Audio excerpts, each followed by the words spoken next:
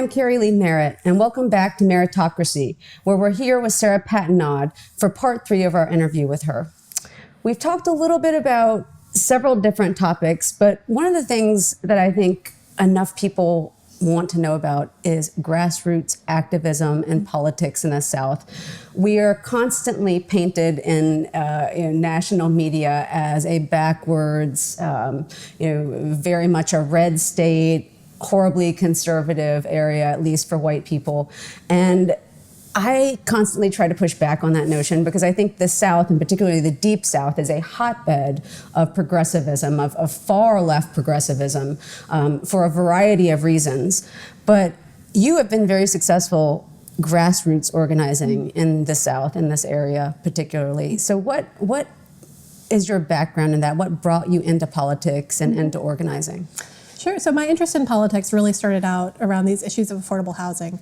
But as I realized with my work on the monument that we discussed, you can't do this alone, and you can't reinvent the wheel. So the number one, I think, key for organizing for me was connecting with the groups who are already there doing the work. So Hate Free Decatur, while we kind of led the charge on the Confederate monument, our best successes come from helping amplify the voices of other groups. So in the city of Decatur, we were successful in having codified a rule of non-cooperation with Immigration and Customs Enforcement. That came in about 2 years ago, and there was some pushback at the state capitol. There was a kind of a kangaroo court that tried to claim the city of Decatur was in violation of state law, which they were not, and they did eventually win the lawsuit. But that was only possible through the kind of coalition building that we were part of. So that is really, I think, the key to success in the South, is helping get all of these different groups together. That it was about bringing together the white people in the city of Decatur with the black people in the city of Decatur, with the Latino people in the city of Decatur, and getting all of these groups to talk about the same issue in the same way and help support each other. Because even though it might not affect me to worry about ICE and ICE raids and the kind of extrajudicial things they were doing, it affects my neighbors and it affects my friends. And I think that's what people don't see happening in the South, is the ways that labor organizing has brought those coalitions together for hundreds of years. Right. We have such a long history of grassroots organization in the South and of multiracial coalition building.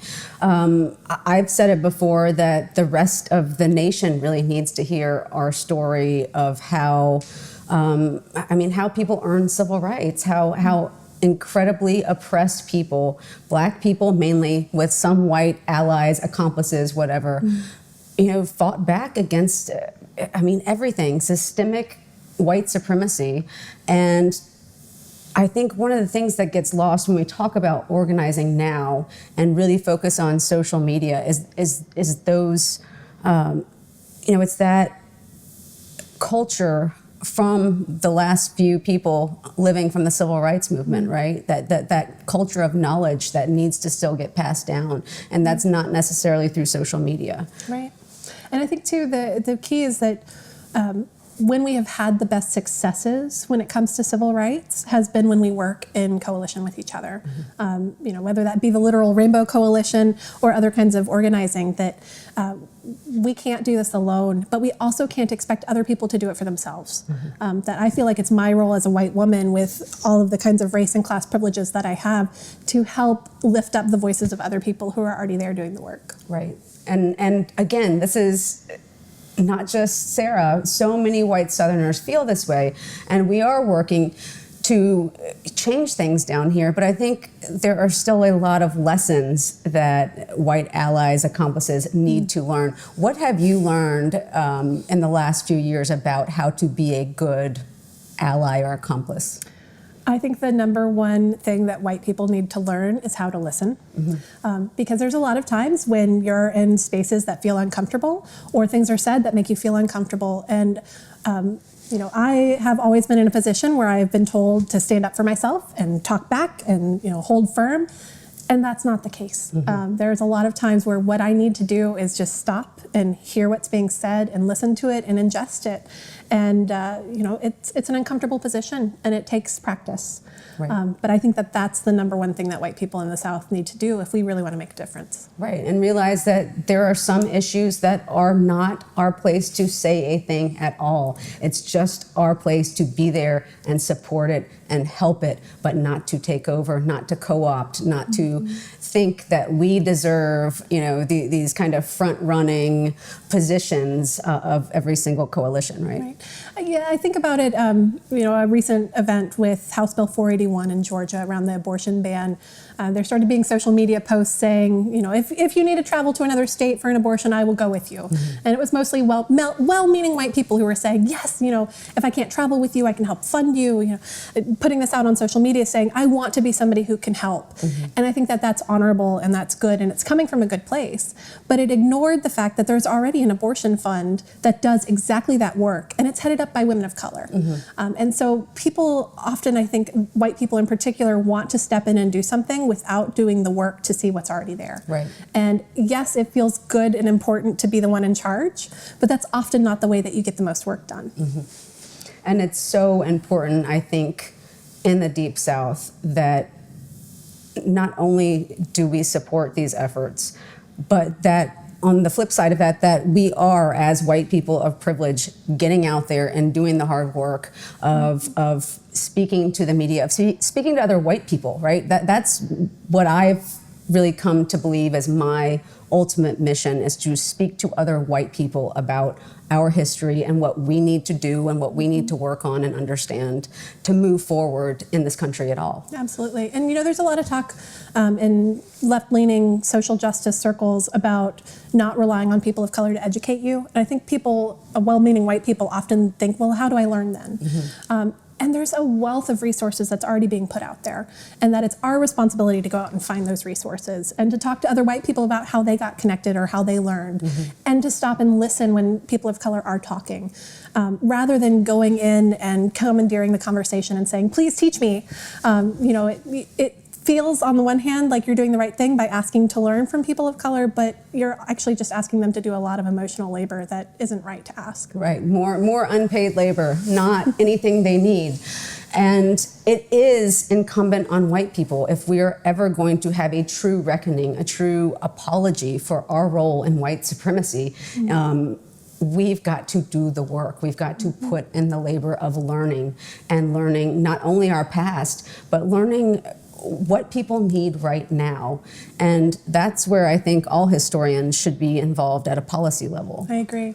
I think the other thing too that is really going to make a difference is that we need white people doing the work and being involved, but following the leadership of people of color. And so, in fact, Hate Free Decatur is disbanding to become a piece of Beacon Hill, Black Alliance for Human Rights, because we understand that if what we are doing is dismantling systems of white supremacy, that we need to be doing that under the leadership of the people who are most affected by those systems, rather than replicating those same kind of hierarchies and saying that white people know the way. Right. Oh, that's fantastic to hear. And that's what we see happening in the places where radical, leftist, almost democratic socialists are being elected, mainly black men and women throughout these cities and these mayoral races. And it is changing the landscape, even if we can't still take power over state legislatures, state governments. Right now, we're seeing cities turn like crazy. I think so. And I think, wherever you stand on the Democratic Party was really built on the backs of black women. And it's black women that have been holding us up for a long time. And now we're finally realizing, why are we just asking those black women to vote for us rather than asking to vote for them? That's a great point. And one that we really need to think about. And if you know some smart black women that are interested in these kind of issues, we will put some links up as to where they can get some funding if they're interested in learning about how to possibly run for things. Absolutely. There's a lot of great groups, especially here in Georgia. Her Time is a great one, the Georgia Win List, that support women, especially women of color, to run for office. Great. And if you ever want a piece of time here to get your ideas out to people, let me know. Thank you so much for your time and expertise on all these issues. One last question. I want to know what you think in this coming election cycle, specifically in Georgia, what are your top issues that you really think we need to focus on? I think the biggest issue we need to focus on in Georgia is actually around election security. So we have these kind of federal issues around elections and interference from other countries trying to sway our elections. But here in Georgia, it's a much more immediate problem with actually our voting machines and specifically the way that we cast ballots. We did just have a huge lawsuit about it, but it comes down to the questions of what voting machines we use, how are those funded, how are those decisions being made in the State House, which some of them are quite shady, and then also issues around gerrymandering. So how do we make sure that our votes count? Because what we know is that if every vote in Georgia had equal weight and was cast fairly and was supported through these kinds of public policy issues, we would have a different governor right now. Right. The state would look completely different. And again, there's not much you can do without a Voting Rights Act. With the Voting Rights Act being completely gutted, what we saw in our state in these last few years is that it doesn't matter who you appeal to. We've got the Carter Center who monitors elections all over the world right here in Atlanta, and they literally can't do anything. The UN can't do anything. We can't do anything until the federal government actually reinstates the Voting Rights Act and gives it teeth again. And again, that's something that the South, in order to reform, has always needed some kind of federal law to push it along. And we're asking for help right now. Yes, please. We need it. We need people to monitor elections down here. And Stacey Abrams' new plan is obviously, hopefully, a workaround until we can get that. But absolutely. And it comes down at all levels. It's about being able to register to vote and voter ID laws. It's also about people being kicked off the voter rolls. It's about the long lines at certain election polling places, which, surprise, surprise, happen to be lower income Black neighborhoods. It's about getting those votes counted after they're cast. And all of these levels really need to have federal oversight so that we make sure that our elections are fair and secure. And unfortunately, I think this next election cycle, too, we'll see a lot more voter intimidation, just basic, violence, threats of violence. People open carry all over the South, all over our state, and it's completely legal. Right, absolutely. And if you're interested in those kinds of issues, you can actually sign up to be a poll watcher and help support people's right to go out and vote. Whoever they want to vote for, everybody should have that right to vote. Again, if you feel like you've got some white privilege and you want to give back, doing something like that is a great way to actually do something meaningful, something that matters. So start stepping up, white people. This has been a pleasure. Dr. Sara Patenaude, thank you so much for being here. Thank you so much for having me. Stay tuned for some more from Meritocracy.